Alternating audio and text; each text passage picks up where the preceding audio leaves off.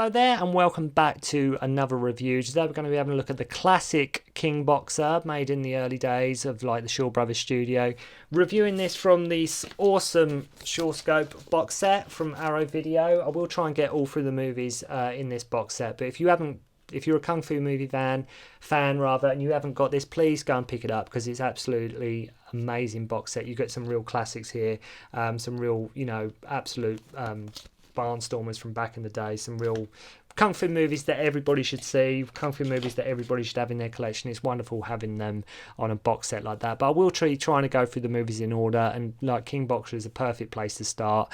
As I say, disc 1 with starts we mean to go on. Seen this film numerous times before.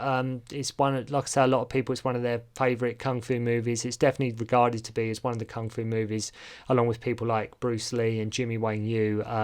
This film in particular is very much considered to be one of the films that started it all in the early 70s in regards to the Kung Fu craze and the Kung Fu boom. This was very much one of them films that a lot of people identify with them early Kung Fu movies, even going so far as to be one of Quentin Tarantino's favourites, I believe. It's also known as the Five Fingers of Death. Along with like around the time Enter the Dragon, it, like I say, it pretty much started the Kung Fu movie boom, especially in the US. Lieh, obviously the lead in this, is obviously most remembered. Mainly part of his bulk of his career is usually just playing villains, most notably in films such as 36 Chambers of Shaolin. As I say, many ways this is made people take notice of Kung Fu, along with, like I say, Bruce Lee and Jimmy Wang Yu. This was definitely put it on the map. It definitely got people sort of taking notice of what Kung Fu movies had to offer, and what this whole genre of film is about. A very early entry in the Shaw Brothers studio catalogue, if I can speak, and like a classic one in every sense of the word. It really is a fantastic film, and it's definitely a Kung Fu movie that everybody should check out. Everybody should, if you're a fan of old school Kung Fu movies, you have to see King Boxer, Five Fingers of Death. So I'll be getting into that today. People who come into this film will recognise one of the music cues immediately from, if you're more recent type of films from Kill Bill, you will notice that musical cue here, but it's originally from Ironside, which was a TV show starring Raymond Burr, sort of a lunchtime detective kind of show. So Lo Lei's teacher is walking home one night, and he's sort of ambushed by a group of thugs, and he goes home and he basically advises Lo Lei to go and study with somebody else, because he's like, you've got potential. You deserve to learn a lot more.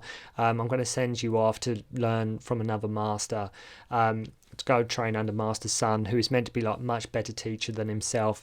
Learn that Lo has lost his parents, is in love with his master's daughter, Ying Ying. His master wants him to become Kung Fu champion of the North, because basically if he doesn't, then the Kung Fu champion could be taken over by, that mantle could be taken by somebody who's sort of evil, who might want to oppress the townspeople, who might be sort of corrupt, who might use his power for evil rather than good. So, I mean, that's a good enough reason for Lo Lei to say, right, okay, let's, I'll give it a shot. We can't let some evil guy take that mantle. So he wants, like I say, him to become Kung Fu champion, basically.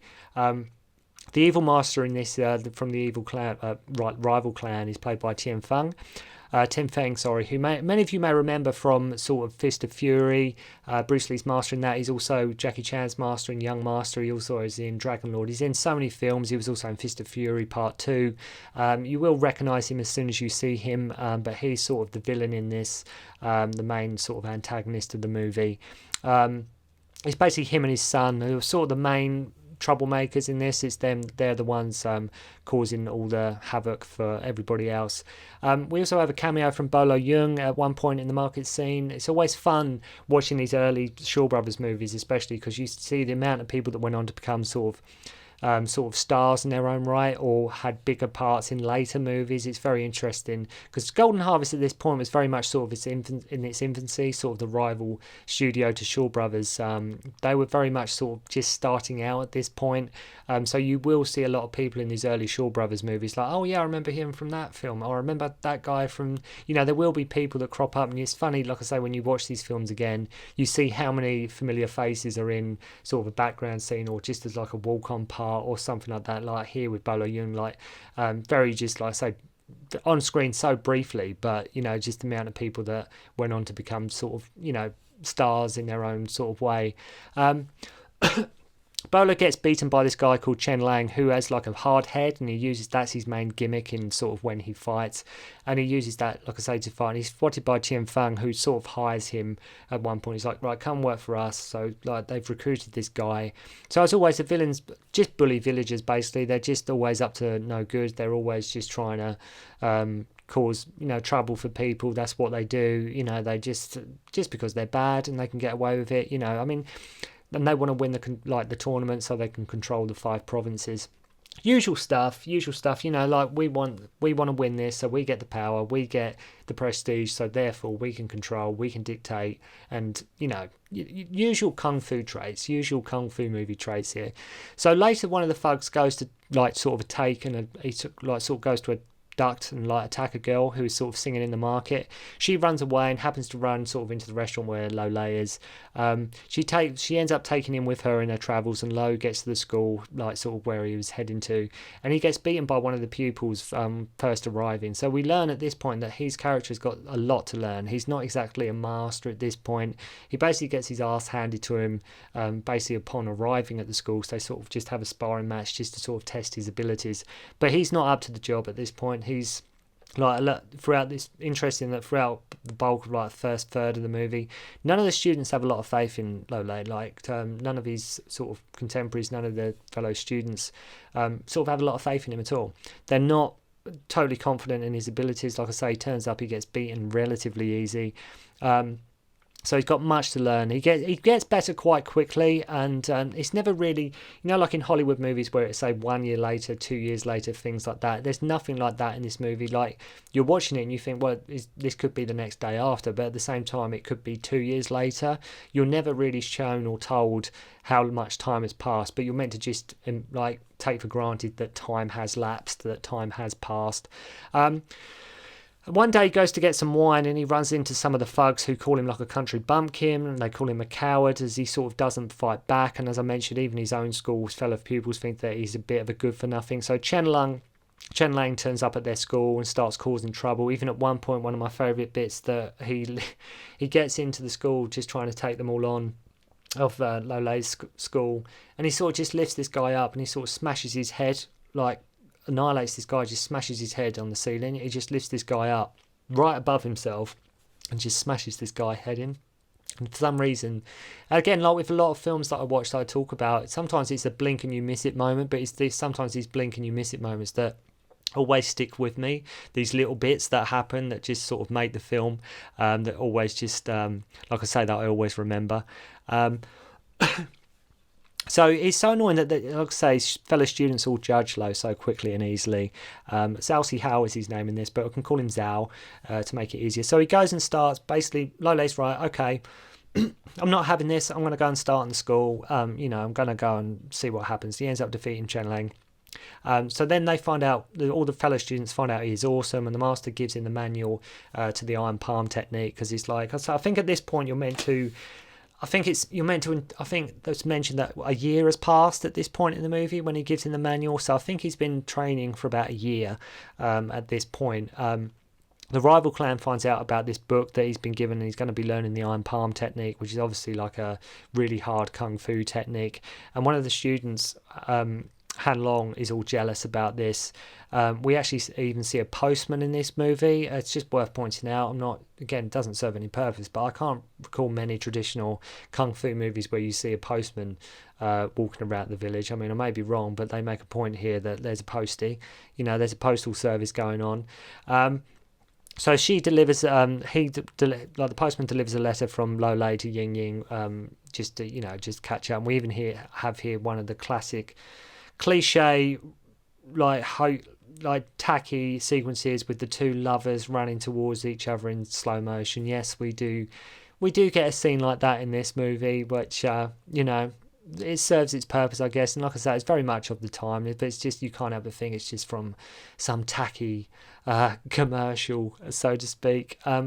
So the evil Tien Feng ridicules one of his henchmen for saying that we should destroy the rival school. And he's like, he ridicules because his students like, well, let's take him out, let's, we should destroy him. And he's like, no, look, we can't do that because the martial arts world is one big happy family. He says that, and then he basically hires some killers, some trained like badass martial artists from Japan. So it's very interesting that this guy has morals. He's like, no, look, the kung fu world is one big happy family, right? But I'm going to get to hire some killers from Japan. So even though verbally he's speaking about morals and just and a real fair kung fu sort of community, his actions are very different, and he does it again. He says something else later on, but he's like, no, look, we can't do that. We can't take him out. Like, the kung fu world we're a big family, but I'm just going to hire some killers. So he hires them to defeat the Chang-hwa school. So they beat up one of their students and basically drop him off, literally by sliding him across the floor of the school head first. He just goes completely flying into the school, kill the guy, and they just to send a message, basically. Turns out Han Long, who is like sort of the guy who's sort of jealous of Lo Lei, the singer, were close at one stage. They sort of had a bit of a history going on. She informs him of how Zhao, like Lo Lei's character, saved her, and Han Long is he's drinking, and he's all jealous. This guy is very bitter of Lo Lei. He sees him sort of like, he just always has to have one up on him. He just views Lo Lei as sort of competition, and sort of, because this guy's going to get his comeuppance. At some point this guy he's going to get his just desserts, because he's just not a nice dude. He does get a mini sort of redemption at the end, but you just know this guy is just bad news, and he's going to just send Lo Lei up the garden path, basically. So Lo Lei gets, he even sort of sells him out, basically. He tells him where he is. Like, he goes to the evil, like the rival clan, and sort of sells him out, sells Lo Lei's character out completely, just by, okay, like, I'll help you get rid of him, here's some information. So Lo Lei, he gets ambushed, and they start beating Lo Lei's hands on this tree. They start just smashing his hands in, because they know that he's learning the iron palm technique. So they're like, rather than kill him, they'd much rather just sort of make it more painful for him, in the sense that, like, we'll keep you alive, but you'll never be able to practice that technique. This is the end for you. You're not going to be able to get any further. That's it. You're done.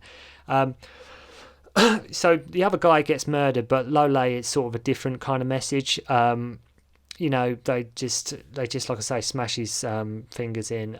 So Miss Yan, that like the singer, finds him laying in the road, and she sort of takes him in. The guy that sold him out even going one step further by making out that Lo Lei was even seeing a prostitute. I mean, this guy is so low. This guy is really like, he just keeps stooping really to the bottom of the barrel. The Japanese in the meantime kill his old master, who he left at the beginning of the movie. So Zhao starts training after being told never to give up. Then the school holds rounds for who is going to represent them at the tournament, and of course it was always going to be Lo and his buddy who sort of sold him out to the rival clan. Though for some reason their fight is very short, because you think this is when like Lo Lei's gonna put him in his place, and he's really gonna sort of like, don't make up this, don't do this, look what you tried to do to me at this point. But the fight is very brief, because at this point there was probably more in store for this guy getting his comeuppance, and there is. You think he's going to get sort of taught a lesson, and he does later on in the movie. So after the defeat, he goes to the rival school and he says to the master, let's ambush him, right? This guy, the bitter guy, sort of, right, let's ambush this guy. And he says, look, this is Chen Feng again. He goes, look, I don't believe in such methods. Again, trying to make out he's this holier-than-thou sort of kung fu master. I mean, bearing in mind what he has done so far, he's hired Japanese, he's broken Lo Lei's hands. Seems to be a lot of double standards going on. He sets the Japanese on Han, who ends up getting his eyes gouged out. So again, this guy, Han Long, has just basically had his eyes just ripped, taken out of his skull. So I want, he says, I want you to experience the treachery of the martial arts world. 1 minute he's about honor, then he's about treachery. I mean, Tien Feng, he just makes it up as he goes along. It's his rules. That's what he says. And it's just, you just have to, you can't trust this guy. Why Han Long ever thought he was going to be okay with this dude, I have no idea. It's worth mentioning Lo Lieh isn't in the film all the time. There are other stories and other characters that work interwoven threads here through the narrative. So Cheng Lang has a change of heart, which is quite an interesting thing that happens. He tries to warn Lo Lieh about the ambush. He helps him sort of get away so he can go to the martial arts tournament. I thought that was a very nice touch, a hired hand for the evil clan, seeing the error of his ways and trying to sort of like, they are really bad. I don't want to be associated with them. So he actually does help Lo Lieh out, and he does warn him about the ambush that is taking place by the Japanese. Zhao is late getting to the tournament, even though his master is already there, which I never really understood, because you'd think, why didn't they just go together? Like, why have they gone separately? Like, why is Lo Lieh walking there on his own? Surely they should, as a school, they should have all gone there together, master and students. So Ying Ying turns up, and Yan, the singer, is heartbroken because she has a thing for Lo Lieh. So Lo defeats the evil master's son in the final battle. Usually most films would end here after he's defeated sort of the villain, and it's the end tournament, it's the end fight. This film doesn't, and that's what makes this King Boxer very interesting. This is where it's very different, as Master Meng stabs Master's son. So that's both Lo Lieh's masters killed. They're both killed. One, the Japanese killed the other one, but still from Master Meng. So Miss Yan and Han Long go to the Master Meng's house with all the lights off, as that gives them sort of an advantage to get vengeance. Bearing in mind he's had his eyes gouged out, and he wants to just go, and that's his sort of redemption. He's trying to get some vengeance on this guy, but you can't help but wondering, is he just doing it for himself, or is he, because you've done this to me, or is he, because I say Miss Yan as well, she obviously learns that Lo Lieh has got another, so he's already in love with somebody, so they both feel like, okay, let's go into Master Meng's house and see, if we can take him out, because they sort of team up together. He rips out his son's eyes as payback at one point, and the master accidentally kills his own son, and they both get killed, by the way, at this point, Miss Yan and Han Long. I mean, not quite sure what their grand plan was here and what they were trying to accomplish, but it's sort of, like I say, a mini redemption and fate for Han.